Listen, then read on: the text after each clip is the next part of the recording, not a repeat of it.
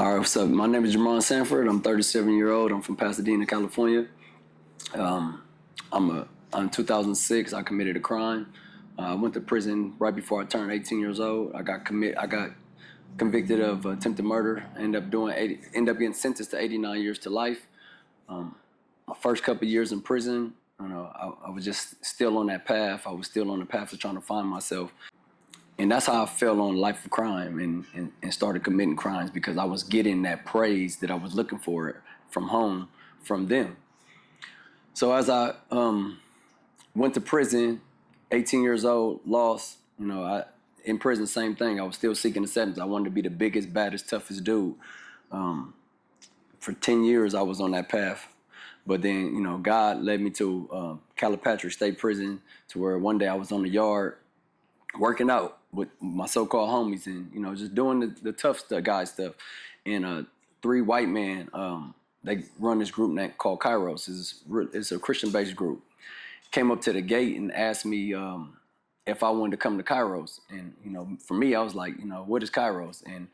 And one of the dudes who was standing next to me was like, oh, that's that, church stuff. I was like, oh, hell no. Excuse my language. I'm not going there. Because, again, like I said, I was seeking acceptance. And that is something that deemed you as looking soft in prison, going to church. And the dude was saying, like, man, you like muffins, In prison, we don't have a lot of stuff. We don't have this outside stuff. So I was like, yeah, I like muffins. He's like, if you come to Kairos, I'm going to give you some muffins. I'm going to give y'all muffins. And I was like, man, don't play with me. He said, muffins, donuts, cake, everything. You know what I mean? So all I got to do is come sit in Kairos and I get that. He's like, yeah. So I was like, all right, I'm going to come. But if you don't have that, I'm going to walk out. This is exactly what I told him, no lie. So I ended up by going to Kairos and, the first day, he gave us the muffins, but, they talked a lot about God and God's love and things that God has done for us. And, God started to break on that hardness in my heart and I started to hear it. I started to hear the things that they were saying. And by the second day, he was, chipping away. And by the third day, I was opening up to listening to, what God was doing and knowing what God's grace is and knowing that, just because I got life in prison that, I might get a second chance.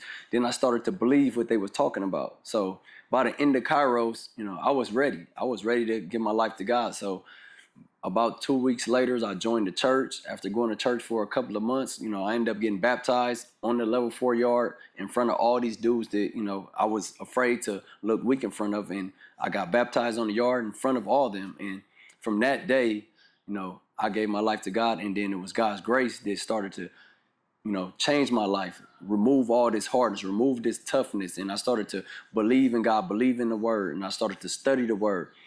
And, God started blessing me with everything. Blessed me with my wife, bringing my wife into my life. He removed a lot of people that, was negative. And God blessed me with, my daughter. My first daughter was born in prison. She was born while I was in prison, and I'm like, man, I got life. I'm not gonna never be out there to watch her grow up. And God said, man, I got something else for you. Just believe in me.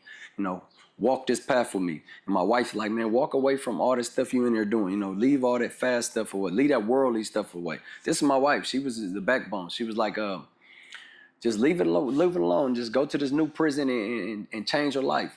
So I listened to my wife. I walked away from all the things that I was still, on the fence about. And I removed that stuff, removed some crowd of people, and God blessed me, went to a lower level in the prison. And then from there, I started to get closer to home. I came to Chino, and my wife was there to see me every weekend. And then my case started to overturn, started to go into the courts, and things started to happen. Then I start to see like God move, and then I'm like, man, God is moving.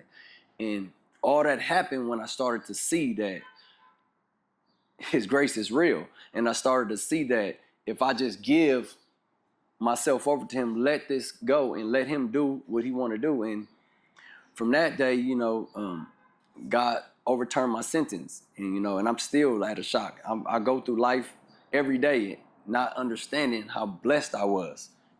I had life in prison. There's a lot of dudes in there that never coming home. At one point in prison, I thought I was never coming home. I never seen this. Now I'm right here doing this interview with you, telling you about my story, but it's like, I still, like, wow.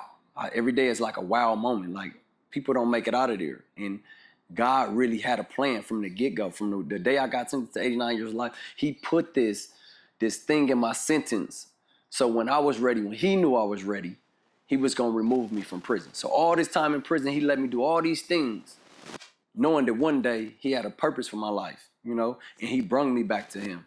But other than that, that's a lot of my story. Like I said, God ended up blessing me. Let me not forget that I got married in prison. You know, my wife, man, she took this journey with me, 5 years in prison. She didn't know when I was coming home. God gave her the strength. She had faith. She stuck by me all the way till I came home. And you know, that's all I'm doing now. It's just been a family man, serving the Lord, man. That's all I can tell you. And look at me, man. Me and my wife bought this house together.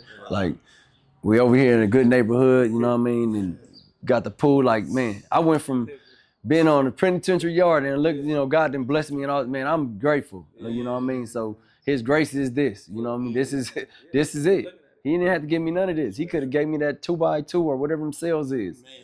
But instead he believed, you know, he had a purpose for me.